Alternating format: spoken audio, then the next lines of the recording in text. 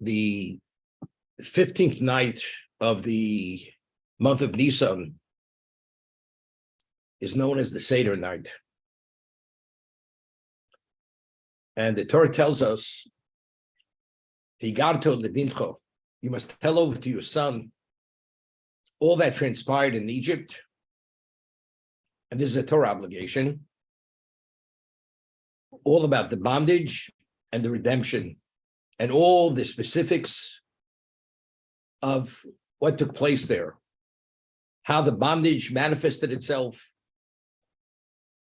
and how the redemption came about, and ultimately what happened to Egypt. Egypt, the height of civilization, was decimated by God with miracles which God never in the history of existence had ever shown his presence as at that moment. And it climaxed with the splitting of the sea, when the Egyptian armies entered into the sea to recapture the Jews. The sea came down on them, and that it was the end. That was the end of Egypt. Egypt's glory came to an end at that moment.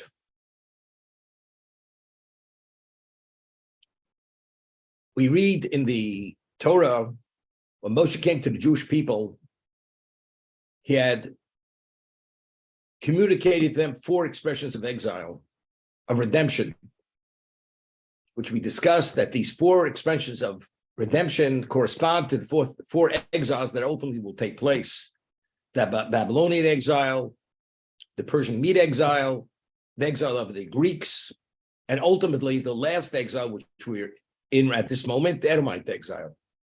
But the 4 expressions of redemption at that moment had relevance to that moment.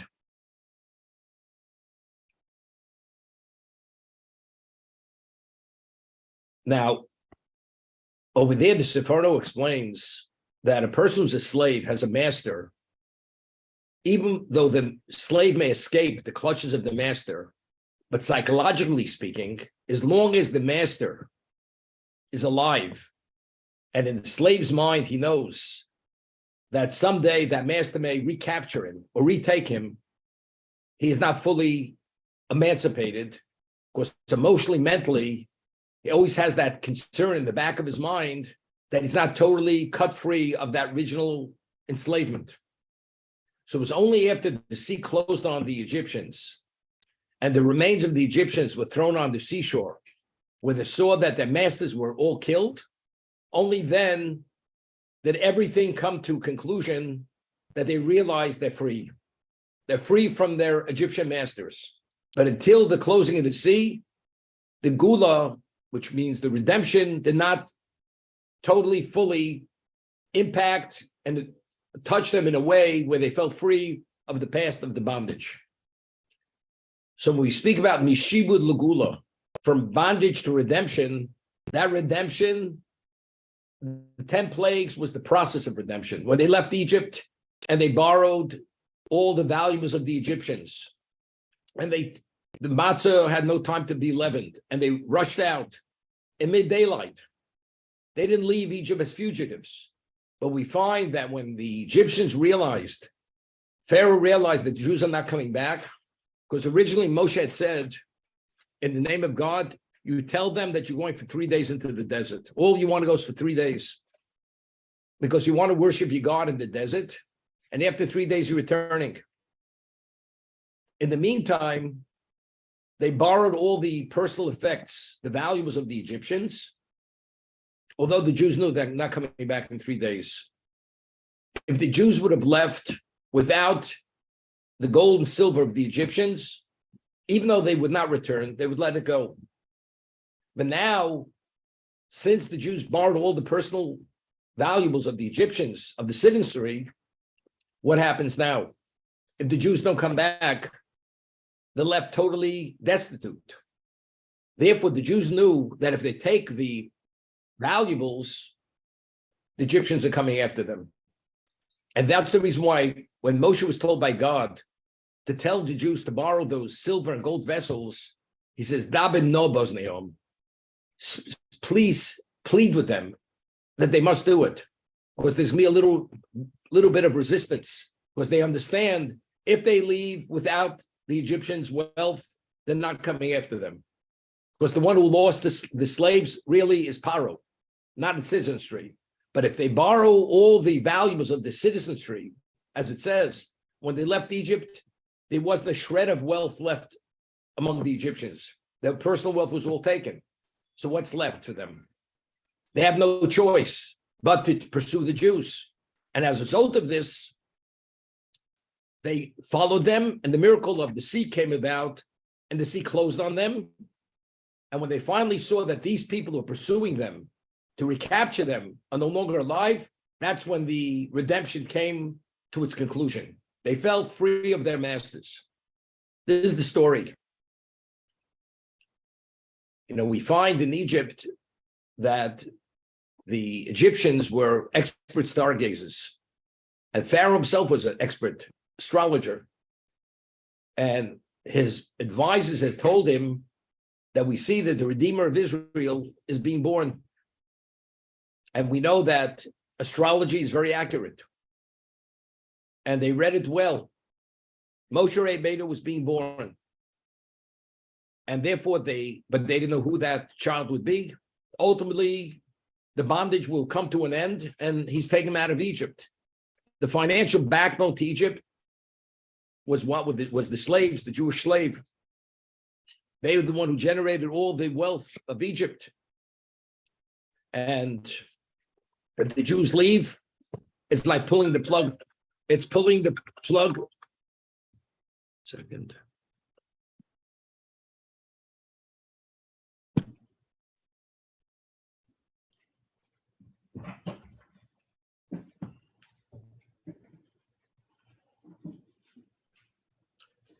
So they issued a decree that all male children should be thrown into the Nile and drowned. So Rashi cites the Chazal, the Midrash. Why did they choose drowning them by water? Why not killing them by sword, throwing them to the fire, burning them? Why water? So the Egyptians, although they didn't believe God was the omnipotent being, and everything's just a manifestation of his will, they believed he was a power. And they said, we know that the God of the Jews, when he punishes measure for measure. And this power had brought the great flood upon the world and destroyed the world. And he made a covenant with existence that he will never again ever bring a great flood on the world to destroy the world. So if we kill the Jews by sword, he will kill us by sword, because that's his way, measure for measure. If we burn the Jewish children, he will burn us by fire. But if we drown them, we have his hands tied. He will not bring about, inundate Egypt with water, bring a flood upon Egypt, because he promised, he made a covenant with it, he will not. Even though Egypt was not the world, because the answer is because they believe that Egypt being the core of all existence, economically, in every sense of the word, culturally speaking, all the rest were a bunch of uneducated, detached from anything that had to do with humanity. They felt they were the center of humanity. Destroying Egypt would be the equivalent of destroying the world. Therefore, they chose water. They chose water to kill the Redeemer of Israel. And now they're safe. They feel protected. But they didn't realize. God says it's true. I made a comment, I will not bring water upon Egypt. But you realize you people are going to the water. So how do you draw them into the Red Sea? He tells the Jews, borrow the personal effects of the Egyptians, the gold and silver. Now they're totally bereft. They're financially destitute if the Jews don't come back. Now they're going after the Jews. Once they go after the Jews, now they're caught in the sea. The sea comes down on them. They're destroyed by the water. This is God's retribution of measure for measure. You drown my children with water, or you'll be destroyed with water. So Egypt's end came about based on the concept of measure for measure.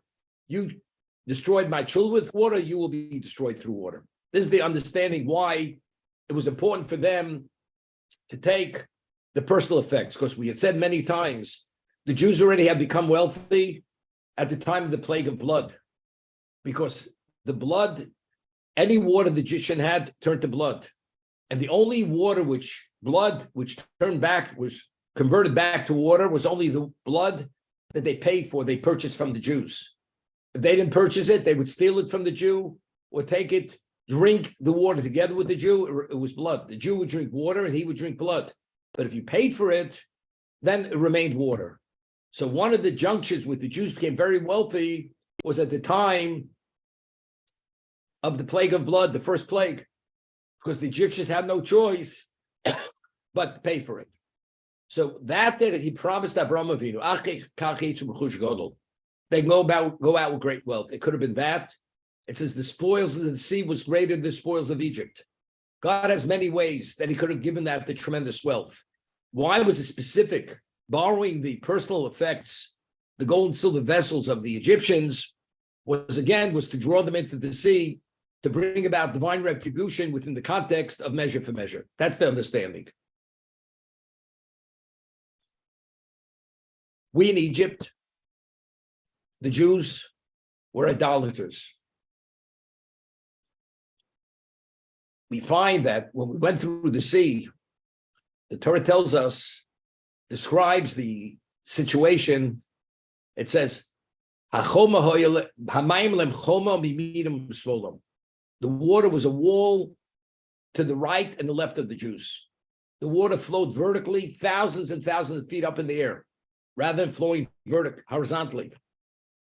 So the word choma, which means wall, without the vowels, is spelled with the vav deleted. So without the vav, the word is retchema. The angels come to God and says, why are you drowning the Egyptians in the water? The Jews deserve to be destroyed through the water. Why? Because Elo over the reserve, Elo over the reserve. That the Jews themselves are the same idolaters as the Egyptians. So why are you drowning the Egyptians in water? The Jews deserve to be destroyed at the same time. So there was a great level of prosecution upon the Jews at that moment.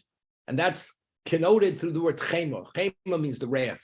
The wrath of God was activated at that moment as they went through between the waters of the Red Sea. So Hashem answered the angels and said, I'll tell you the difference. The Egyptians, that they chose to be idolaters, that was their choice. The Jews only became idolaters because a person who's the chattel of a master, the slave of a master, he's easily influenced because every aspect of his being, his physicality, his mentality, his mindset is occupied and controlled by his master. So due to that level of control and treatment as a slave, that's where they became idolaters. It wasn't my choice. They really in a state of what? They were coerced into it. As a result of that, they don't carry that level of culpability, but the Egyptians who chose to be what they were, therefore they're culpable and therefore they will drown in the sea. But the Jews who are only due to coercion, as a result of that, they will not. But that's connoted through the word chema. So the Jews initially were idolaters. You know, we count from the second day of Pesach until Shavuos, we count the days of Sphira. There was a Korban Omer. We just read about it in portion of Vayikra, that the Omer offering was brought on the second day of Pesach, but the Shtei Alechem, there were 2 loaves of wheat bread of the new grain, was brought on Shavuos.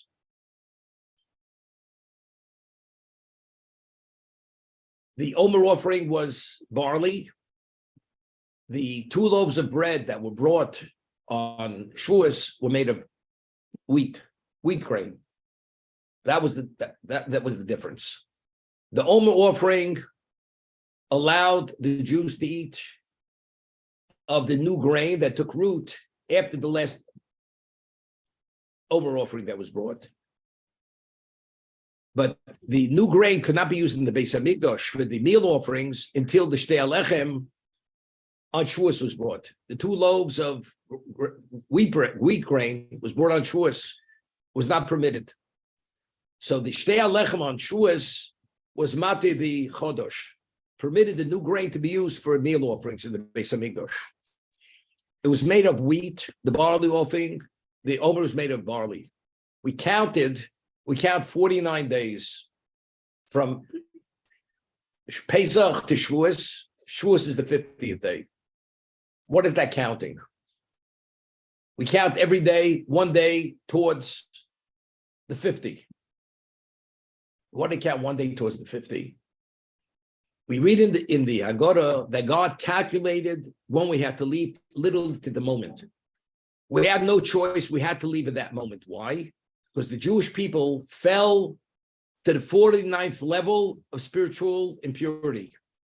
If you go less than that, you go into spiritual extinction. You're at a point you cannot return. The Jews had to be redeemed at that moment. When we left Egypt, the time of the 10th plague, at that moment, that morning when we left Egypt, we had to leave at that moment. If we wouldn't have left, we would have never left. So God extricated us from there at that moment, and we're holding the 49th level of impurity. Every day that we count towards Shavuos, we advance one level of purity. We enter into another gate of purity. They're called Memte Shari Tara, the 49 gates of purity. And every day we got closer to Sinai, we advanced another level. On the 50th day, we reached the 50th gate. We reached the pinnacle of our spirituality. We were ready for real time, as they say. We were ready to be taken as God's chosen people to receive the Torah. But when we left Egypt at that time, we reached the lowest of low at a point of no return. We had to leave at that moment.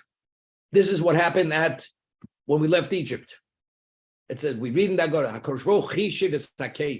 He calculated the end of time, when it had to come to an end. And at that time, we had to leave no matter what. Because if we wouldn't have left then, we wouldn't have left at all. That's where we left. But yet, as we mentioned many times, there was a debt to be paid. There was a balance of the debt. Originally, Hashem had said to Avram Avinu, at the coming between the parts, we were meant to be there for 400 years. We're only in Egypt for 210 years. It's only because of the circumstance that there was no choice but to take us out after 210 years. Otherwise, we would have stayed there for 400 years to pay the full debt. We left early. We had 190 years yet to pay. The reason why we have the 4 exiles, that's payment of the debt which wasn't paid. That's why we experienced the 4 exiles. And that's why the Baal HaTurim cites the Midrash that the 4 expressions of exile, of course, had relevance to that moment, but it alluded to the future redemption of each one of the exiles. Will be redeemed from the Babylonian exile, will be redeemed from the Persian Mede exile, will be redeemed from the Greek exile, and ultimately we're going to be redeemed from the Edomite exile with the rebuilding of the 3rd Beis Hamikdash. That's the 4th exile. But at that moment, we had to leave. There was no choice. God had no choice but to take us out. And because he took us out early, as we mentioned in the Midrash, there was still a trace of the idolatry within us. And as a result of that, at Sinai, when Moshe had ascended 40 days and they believed that Moshe had died, the reason why they were vulnerable to the influences of the rabble who initiated the golden calf, only because there was still a trace. They were not fully expunged of the idolatry of Egypt. They still had a trace of that belief that it had some level of value, and therefore they succumbed.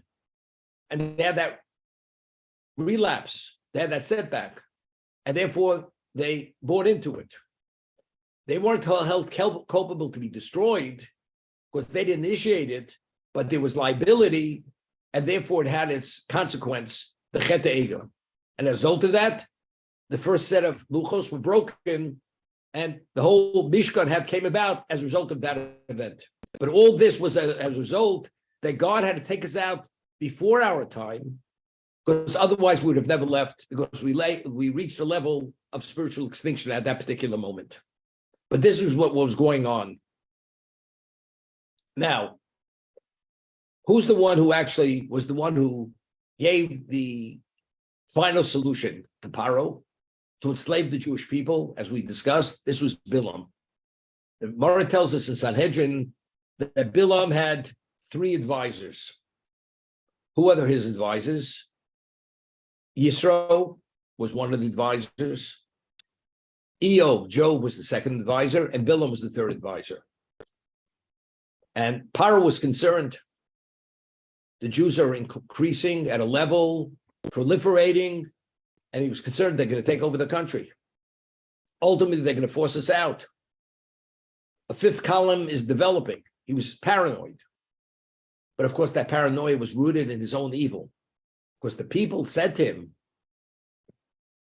their ancestor, family, saved Egypt from total destruction during the famine. If not for Yosef, they wouldn't be in Egypt.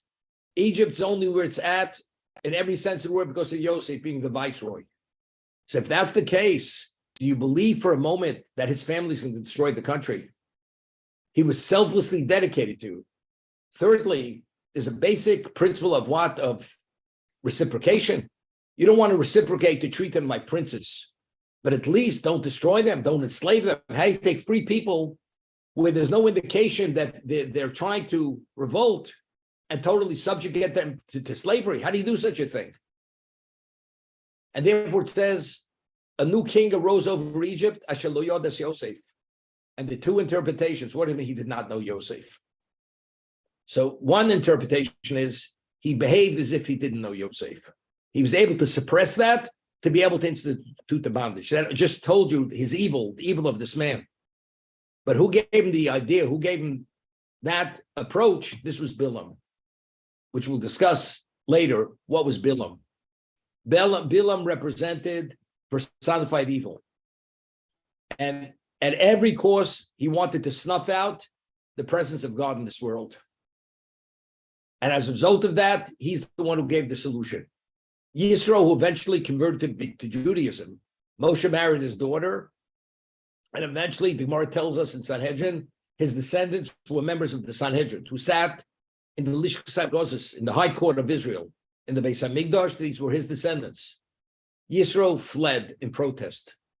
He could not tolerate this injustice to enslave an innocent people. Eov Shosak, Eov remained silent. And all the sufferings of Job came about because he sees this travesty of justice take place, and he remained silent. Therefore, he paid the price that he personally suffered.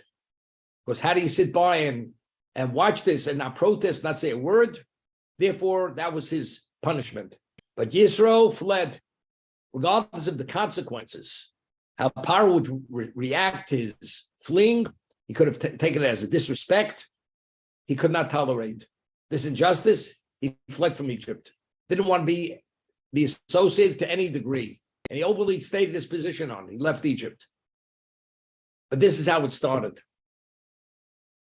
Now, during the bondage, we find that, especially when Moshe and Aaron came back, Moshe and Aaron had freedom of movement. If all the Jews were enslaved, why did Aaron and Moshe have freedom of movement? They should have been enslaved. And when they originally came to Paro says to them, why don't you leave the Jews alone? Let them go back to their work. Why are you interfering? You go do your thing. The Egyptians did not enslave the Levium. All the tribes in Egypt were in slavery except for the Shevet Levi, the tribe of Levi. Why? What happened? Now, it's not simple. You have numbers which are not fathomable, the numbers of Jews that were in Egypt. Due to the proliferation, what happened? But Jews, we know, have a certain characteristic. It's called being appreciative. We do chesed. We reciprocate if we're beneficiaries of somebody's kindness. Who is the host country all these years? Egypt. Paro originally gave us a certain location. They welcomed Yaakov and his family. The 70 individuals came to Egypt. So we have to show our beholdenness to Egypt. So what did Paro do? He says to the Jewish people, we would like to rebuild the country, to really advance it. But we need your help.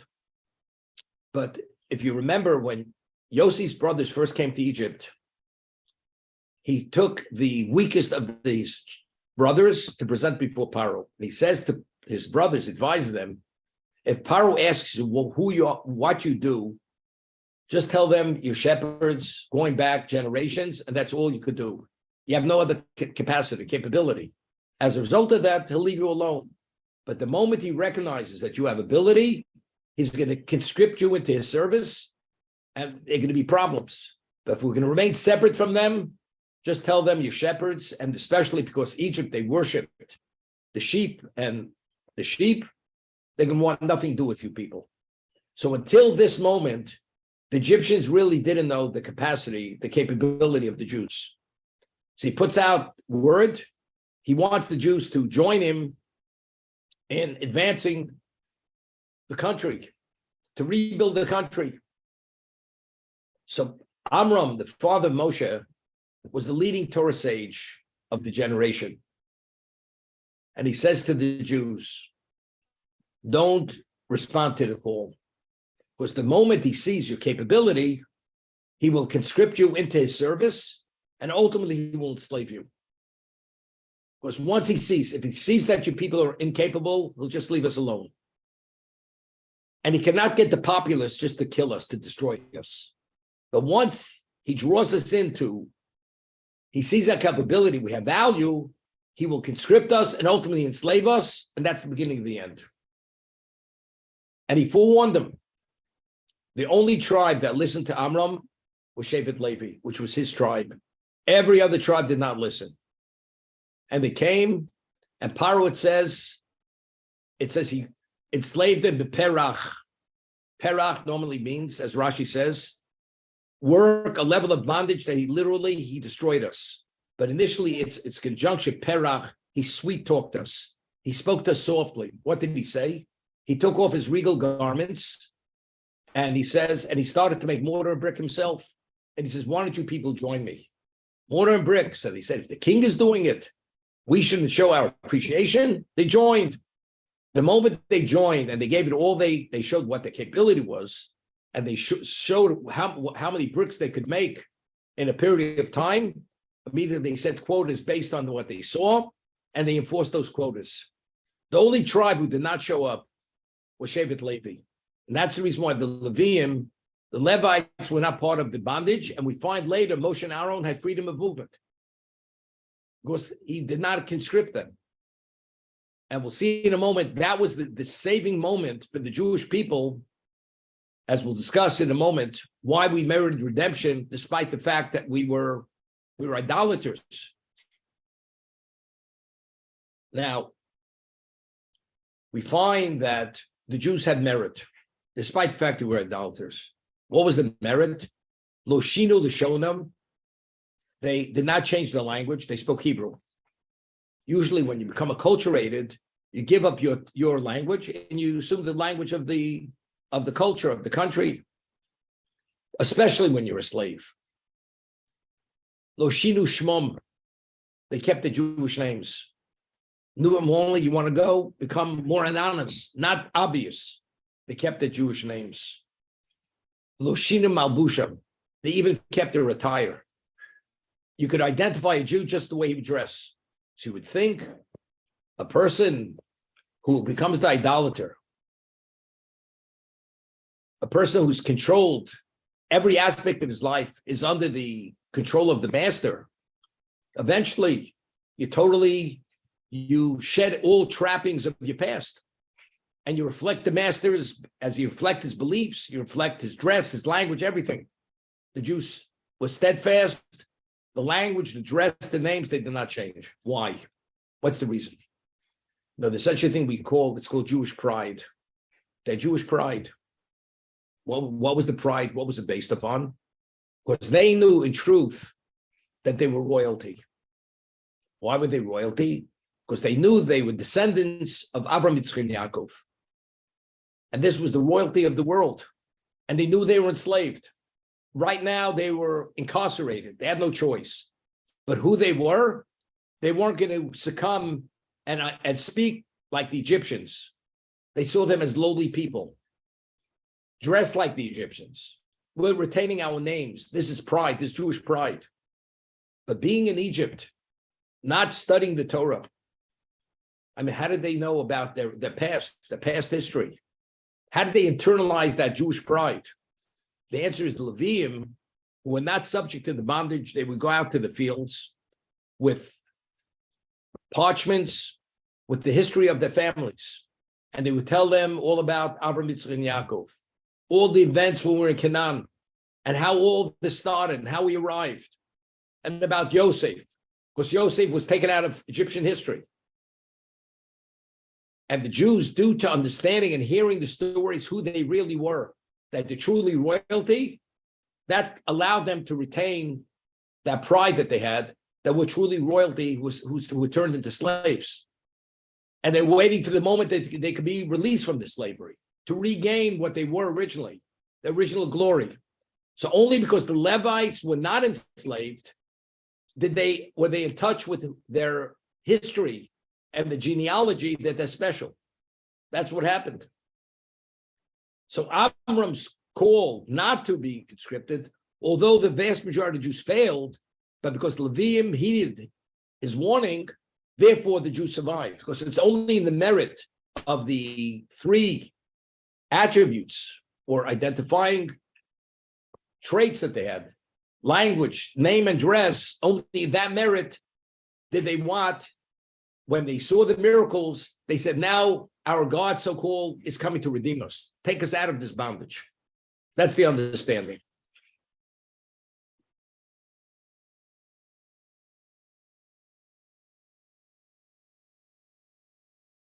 Now, we said the reason why they drowned the Jewish children initially was because the astrologers of Egypt said the Redeemer of Israel is being born.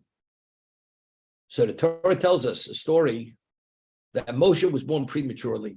He was born 3 months early. And his mother, when the decree was given that all Jewish males should be drowned, Amram divorced his wife. He divorced Yocheved. And Amram, being the leading Torah sage, every Jew divorced his wife. What did they say? What's the point of having children? If when the children are going to be born, they're going to be drowned and killed, what's the point?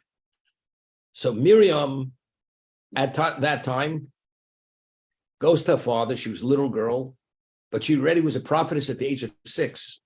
And she goes to her father and she says, Father, your decree is worse than Pharaoh's decree. Why? Because Pharaoh decreed that only the male should be killed. Your decree, your behavior has caused that there won't even be females. Therefore, you're doing the wrong thing. That's what she said to her father. And not only that, the Redeemer of Israel is going to be born from you. So by you divorcing our mother, you're preventing the ultimate redemption. What does Amram do? Remarries Yocheved. When he remarries Yocheved, every Jew takes back his wife.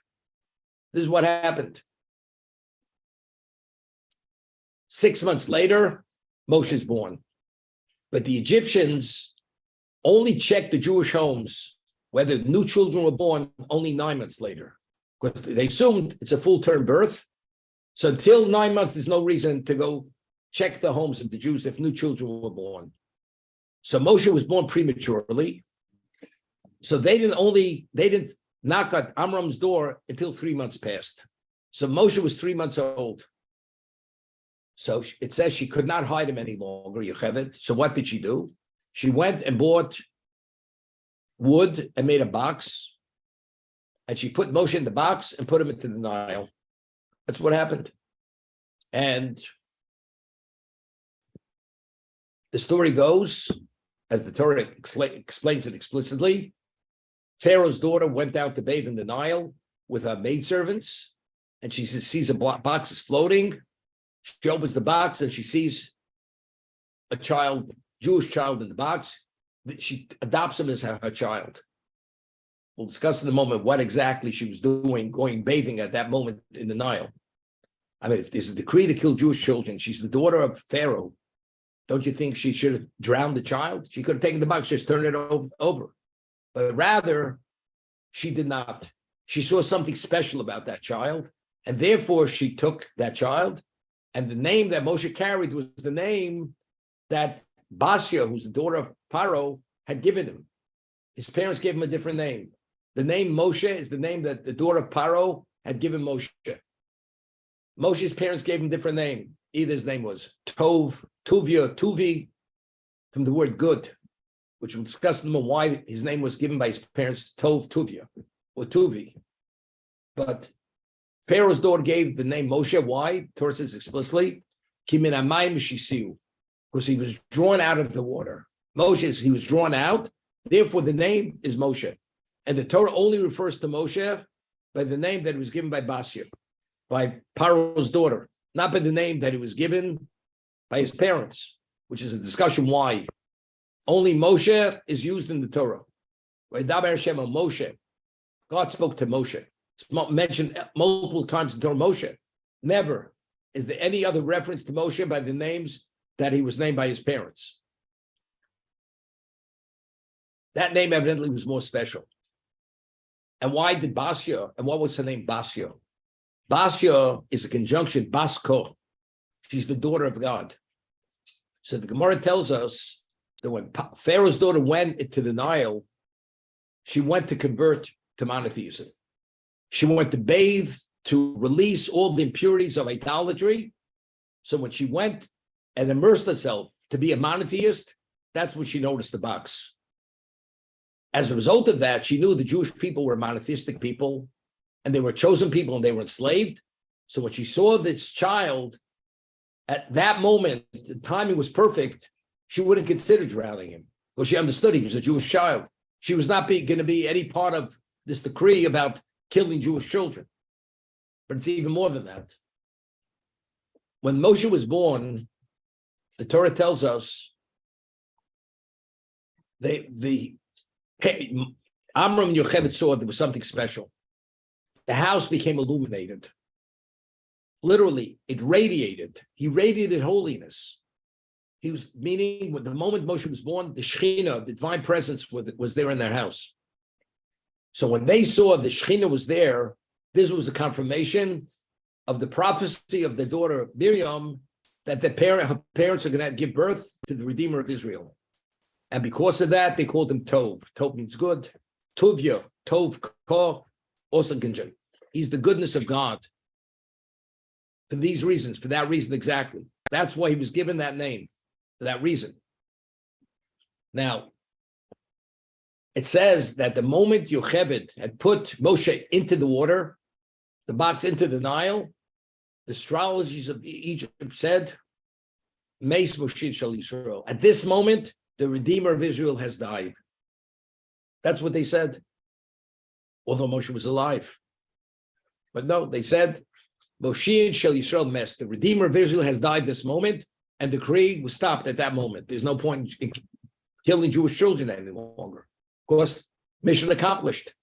The Redeemer of Israel died. How did he die? He died by water. He was put in the water, he died. Now, we find that Moshe was instructed to bring about the plagues, the 10 plagues. The first plague was what? Was dam, was blood. Take your staff, hit the Nile. Now the question, who actually hit the Nile? Aaron. Moshe did not hit the Nile. Why didn't Moshe hit the Nile, turn the Nile from water to blood? Because it would have been the action of an ingrate. Because really, Moshe should have drowned when he was put in the Nile. It was a miracle that he did not drown. Meaning God decreed that the Nile should flow in a way that the Nile should not consume Moshe. He should not drown. So because Moshe was a beneficiary of the Nile, that God altered its character. That normally a child would drown, therefore would have been the act of an ingrate if he would have smitten the Nile to turn it into blood. That's the reason why Moshe did not hit the Nile. But who brought about the plague of blood? It was Aaron, his brother. Now, when he was put into the Nile, the astrologers said the Redeemer of Israel died. I mean, why? But he was alive. Now, what is astrology? Astrology is very accurate. Any event that's going to take place in existence is what is seen in the stars. So if a person's an expert astrologer, if you read the stars correctly, you know exactly how things are going to take place. Because all the energies which which transitioned from that spiritual energy into physicality, the processing center of the stars. It goes through the stars. That's the mechanism through which it's converted from a spiritual energy into the physicality of the world. As a result of that, on a natural level, what happens when you put a child in the Nile? It drowns. So what did the stars say when Moshe was put into the Nile? Because naturally, you cannot survive the Nile. That Moshe lived, that was a miracle. Miracle has no relevance to the astrology, to the stars.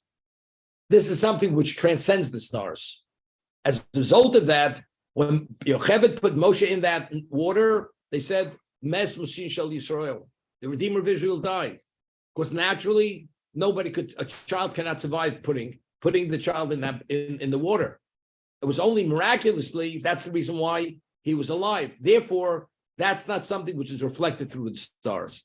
With this, we understand, we once discussed the Ramban, we find by the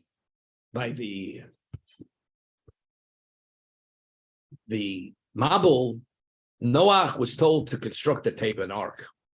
If you look at the ark, the dimensions, and this ark, every species, domesticated, undomesticated, 2 of every non-kosher species has to go into that ark. 7 of kosher species. Every reptile, every insect, every bird of every species goes into this ark. If you would have a mile of ark, it would be enough to contain all these species. It was a miracle. They just kept going in and had the capacity to retain them. It was a miracle. So Ramban asks, so why do you have to create this certain edifice based on these specifications? God should have said, let them be just suspended animation. Make something as big as a matchbox, let them go into a matchbox. What do we need? It should be so long and so high and so wide. Why? So the Ramban says it's a principle, and whenever God performs a miracle, he performs the miracle that you could always attribute it to something else, that you're not forced to see it. It's the hand of God, because otherwise it undermines a person's power of choice. You're forced to believe. So the miracle has to be concealed. So every miracle God brings about is a certain degree of concealment, that you're not forced to accept the hand of God, and you're always able to choose. So there's some level of ambiguity there that you're able to see it differently. You're not forced to accept it. That's why whenever there's a miracle, it's always concealed in some natural form, although the miracles of Egypt was something else. There, God went full force. And that's why Pharaohs, we'll discuss in a moment, the last 5 plagues, he forfeited his power of choice. Because he was in the position where it was impossible to deny it, and he suppressed it, turned his back on God. God says, you're turning your back on me, you don't have the choice. You don't have power of choice any longer. You're going to be forced, you're going to behave like you're going to behave in the most irrational way, and you can be held culpable because it was due to your choice to what? To forfeit your choice, which we'll discuss more specifically. So Ramban says a principle. Now, there's an argument in the Midrash, the wood that Yocheved, I mentioned this in the past, what was the quality of that wood that she purchased to make this little box, this cradle that she put into the Nile? Did she buy the best quality wood? One opinion says, of course, the best quality wood. The other opinion was the cheapest wood. Why did she buy the cheapest wood? Because tzaddikim chavivim v'amonim yosem mikufim. Because a tzaddik values his money more than he values his life, meaning up to that point. It would be wasteful. Could you imagine? Moshe is born, she's buying wood, and she buys the most inferior quality wood because otherwise it'd be a waste of money to buy something of greater value. I mean, how do we understand this? The answer is very simple. Yocheved knew and Amram knew that child was the future Redeemer of Israel. If they would put him directly into the water, he's not drowning. So what is the value of the box? Made of this balsa wood. What's its value? The value is only to conceal the miracle. That's its value. So the argument in Midrash was, how much do you have to spend that should be sufficient to conceal the miracle? Do you have to buy the best quality wood? only then is the miracle concealed. Or even if you buy the most inferior quality, well, that's sufficient. So if that's sufficient, spending more than that is just a waste of money. That's the reason. That's tzaddikim chavim. Anything you have to spend, of course, you spend. Right? We say when it comes to life and death, of course, there's no extent to what you go to save a life. But since Moshe Rabbeinu wasn't a question of saving a life here, and that's the reason why he would have been an ingrate if he would hit the Nile. Because the reason why he didn't drown is because God did not want him to drown. The box that was fashioned by Yocheved, that was purely to conceal the miracle. As a result of that, spending more than is necessary to conceal the miracle would have been a waste of money. That's the understanding of the Midrash. But that's the story of Moshe. The Torah tells us that as is the Yocheved put the box in the Nile, it says, Miriam, she was 6 years old at the time. She stood at a distance to see what was going to happen. And she witnesses how Basia, the daughter of Paro, takes the box and takes Moshe out of the box. And Moshe has to be nursed, has to have a wet nurse. She goes and has the best Egyptian wet nurses. Moshe would not nurse from any of these women. So Basia understood that this child will only nurse from a Jewish woman. So Miriam, not revealing who she was, says, do you want me to find a Jewish wet nurse? She says, definitely. You find her, I will pay her fee. So who does she get? She gets Yocheved, the mother of Moshe. So Moshe nurses from his own mother. This is the story. So the Gemara tells us now about Zer. Why didn't Moshe nurse from the Egyptian women? Because the mouth that's going to speak with God, the mouth cannot nurse from a non-Jewish breast. Because his lips would have been contaminated, would have been defiled. That's why Moshe would not nurse from any non-Jewish woman. His mother was the one who actually nursed him. But it says, the Midrash tells us that in the merit of Miriam standing at a distance to see what was going to happen to Moshe, when she became a leper in the desert, when she had spoken about her brother, it says that for a week, until she recovered from the leprosy and she was reinstated in the camp, it says the Shekhinah waited, the clouds of glory waited, and the Jewish people waited. 600,000 men above the age of, until Yocheved was reinstated. Why did she merit to have this special distinction that the Shekhinah should wait, Dane Yaakov should wait, and Klal should wait? So it says because it's Mida Keneged, it's measured from that. Just as she waited at a distance to see what was going to happen to her brother, God says, as you waited, we will wait for you. That's the measure for measure. What's the measure for measure? She waited. She wanted to see what was going to happen. So if you look in the Medrash, it says when she was waiting, she was sobbing tears. Why? Because she herself had prophesied that her brother was going to be the future Redeemer of Israel. When her mother put her into the Nile, and the daughter of Pharaoh finds him, she didn't know what the outcome was going to be. We always say, Satan's Makachim Shasas HaKorah. Satan comes and he prosecutes, and until it happens, it may not happen. May not happen. It's not so simple. So she was crying, being concerned there may not be a redemption. If there's no redemption, there's no Jewish people, because there's no Kabbalah Torah. So because her waiting was to see, is there going to be a redemption or not going to be a redemption? Meaning, is there going to be a Klal Yisrael? Is not going to be a Klal Yisrael? So because that waiting was for Kavod Shamayim, for God's glory, therefore God says, we wait for her glory. That was the measure for measure. Why? For waiting to see what was going to happen to Moshe, that was why the Shekhinah, Dan Yaakov, and Klal Yisrael waited for her until she recovered, until she was reinstated. When she recovered from her leprosy, her leprous state, for that reason. Now, we find that there were 10 plagues, but even before we go to 10 plagues, we're talking about the Seder night. Every day, every Jew, male Jew, has an obligation to say the third paragraph of the Shema. Why do we say the third paragraph of the Shema? Because a Jew, during the daytime period, the nighttime period, we have to mention Yitzis Mitzrayim, the redemption from Egypt. Zeichel Yitzis Mitzrayim. Remember the time that God took us out of Egypt. And during the daytime and nighttime, we have to mention it. But in addition to that, we have the Seder night, the 15th of Nisan. At the Seder, we'll eat matzah, time of the Beis Hamikdash, the temple, we had the Korban Pesach, the Paschal Lamb, and we would gather with our families, and the father would tell over the story of the bondage and the redemption.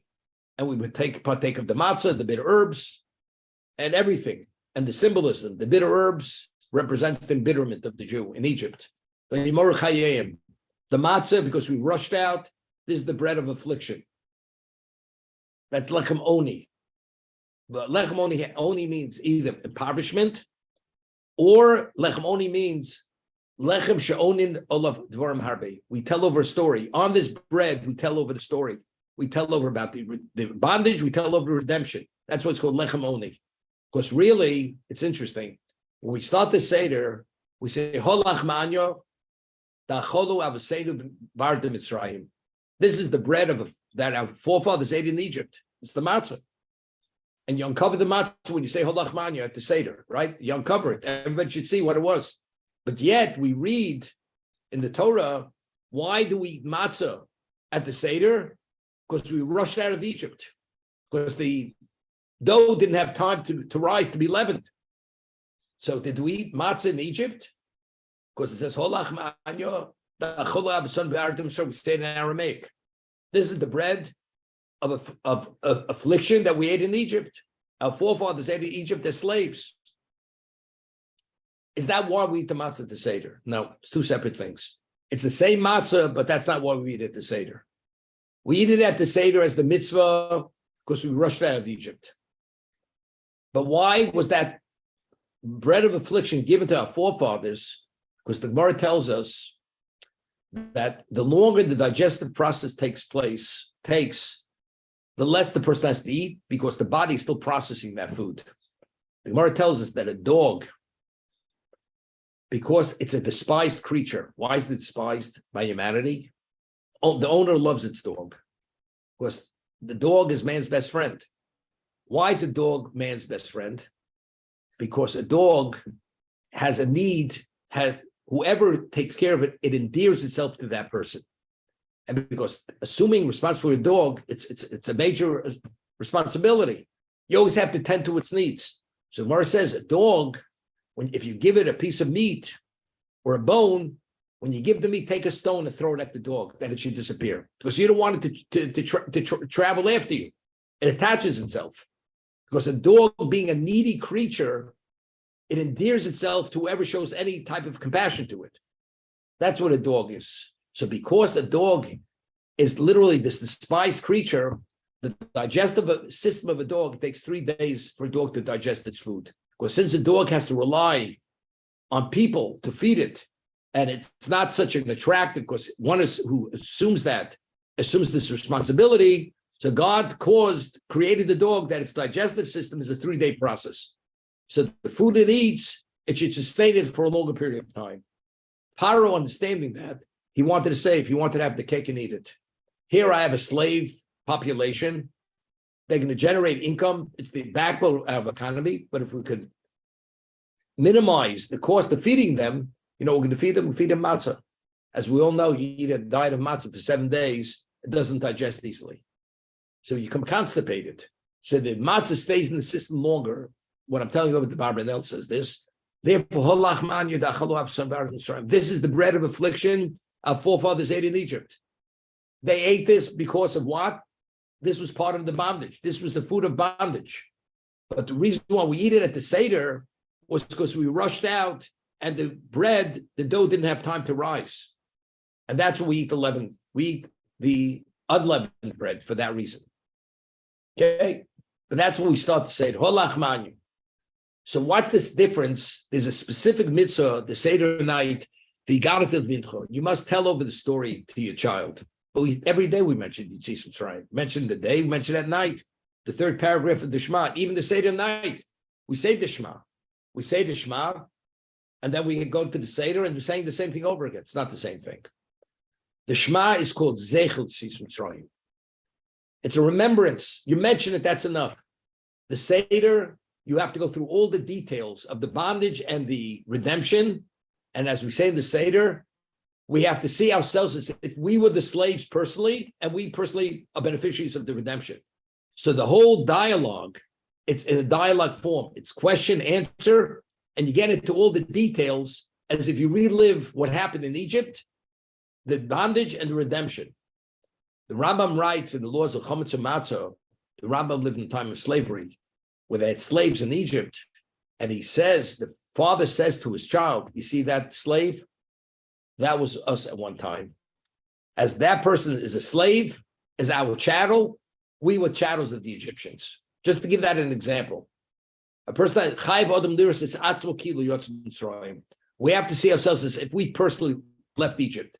So you have to get involved into the details and the discussion to appreciate what the bondage was and the redemption was, that to feel that we are truly beneficiaries of what happened in Egypt. Just to get back to that, we have to, it says, if God would redeem from Egypt, we, our children, our grandchildren, kulanu chachomim, kulanu nevonim, kulanu zkenim, regardless of how intelligent we are, how advanced we are, we would still be slaves to Paro in Egypt. We'd still be there. So they ask a question. No civilization survives time. Ultimately, every civilization goes into the dustbins of history. But yet we say in the Seder, if God would take us out of Egypt, Onu, Vanenu, Vnei Hayunu Avodel Parbi Mitzrayim, Afil Kulon Chachomim, Kulon Nevono, Kulon Zgenim, we'd still be there. How? As we explained before, God had took us out at that moment because we would have gone into spiritual extinction. We're not talking about as meaning the impact, the influences, what Paro inculcated into us as a result of that bondage, that would have never been expunged from us. We would have assimilated, we would have disappeared, no question. But we'd still have that imprint that he actually, due to the bondage, what we absorbed in our souls that could never be taken out of us. Because we would have gone into the spiritual oblivion. So that's what it means. We still slaves. What's a slave? A slave means you have no freedom. The power of choice. The Jews, until we left Egypt, we had no bechira. We became b'nei chorim. We became free men. We were free to choose. Until then, we were so overloaded with impurity, we couldn't see the forest from the trees. Literally, we're in a state of darkness.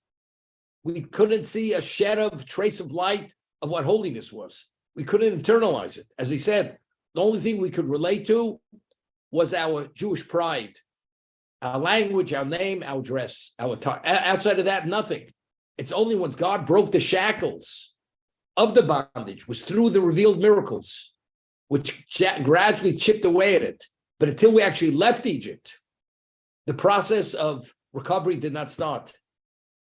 And that's what we had said, that Yisro, when he had heard what Moshe shared with him, what happened, what was the greatest accomplishment of Egypt? You left. You left Egypt. So I asked the question, after the 10 plagues, Egypt's decimated. And the 10th plague, they drive us out. But he was amazed we left Egypt. What are you amazed? You have a prison. You destroyed the guards, the warden, and no walls. And there's nothing to hold you back. What are you amazed? Of course, you walk out. The answer is no. He was amazed. Yisro understood what the impurity of Egypt was.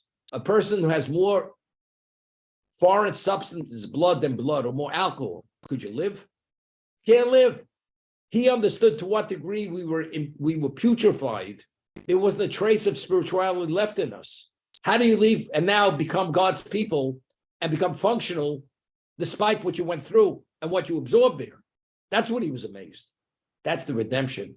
The redemption is that not only physical, there was a spiritual redemption.